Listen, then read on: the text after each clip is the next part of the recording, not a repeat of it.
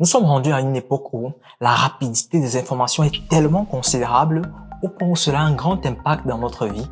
Mais ce qui est dangereux, c'est que nous ne nous rendons même pas du tout compte. C'est l'histoire d'un laboureur qui, pendant une très belle journée ensoleillée, était en train de travailler son champ.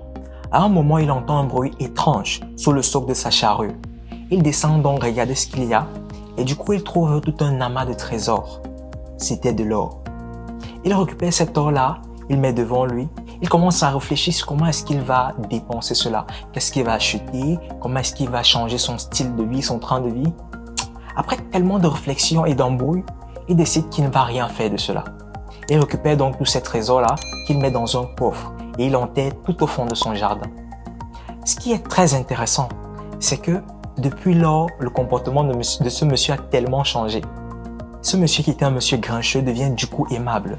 Un monsieur très tendu devient du coup relax, très aimable en fait avec sa communauté. Des personnes s'inquiétaient, se demandaient mais qu'est-ce qui a changé complètement chez ce monsieur-là? La réponse était pourtant simple. Ce monsieur avait trouvé quelque chose qui avait totalement repoussé ses inquiétudes, ses peurs.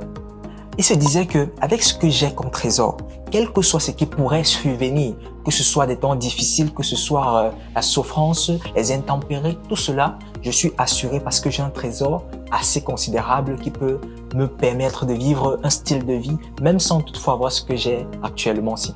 Du coup, cette confiance-là lui a donné de changer complètement son comportement.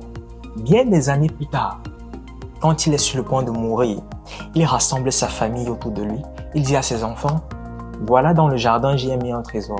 Donc quand je serai plus haut, vous pourrez déterrer ce trésor-là et l'utiliser pour vivre. Quelques heures après, malheureusement, le papa décède. Le lendemain, les enfants immédiatement se dirigent dans le jardin pour commencer à creuser ce trésor, pour commencer à chercher ce trésor en fait. Et ce qui est là, c'est qu'ils se rendent compte qu'il n'y a rien dans le coffre. Le coffre était complètement vide.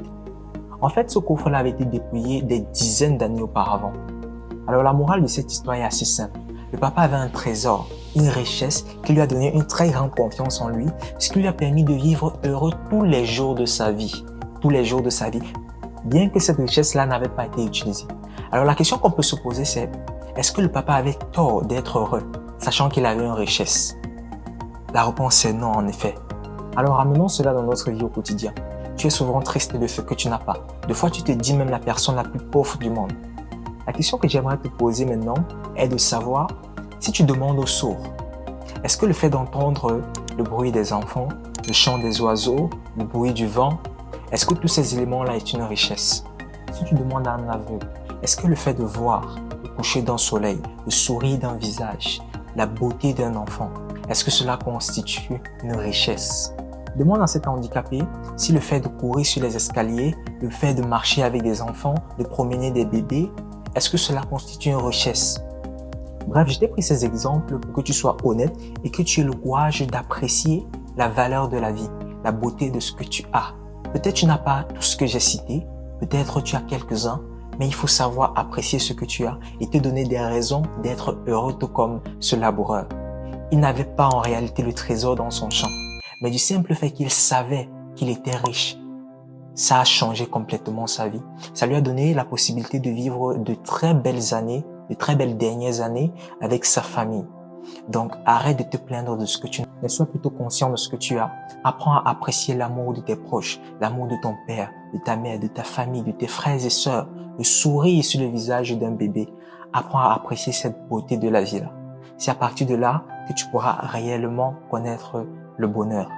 Alors si cette vidéo t'a intéressé de quelque manière que ce soit, si cette histoire t'a vraiment inspiré, tu es prié de t'abonner à la chaîne tout d'abord parce que chaque semaine tu recevras des vidéos, que ce soit des histoires comme celle-ci, bref des vidéos de motivation, de marketing, de business, d'entrepreneuriat, tout ce qu'il te faut pour créer ou passer ton business à un autre niveau. Après t'être abonné, tu es prié donc de liker la vidéo, de partager et surtout, n'oublie pas d'activer la cloche de notification pour être informé en premier lieu des différentes vidéos qui seront postées sur la chaîne.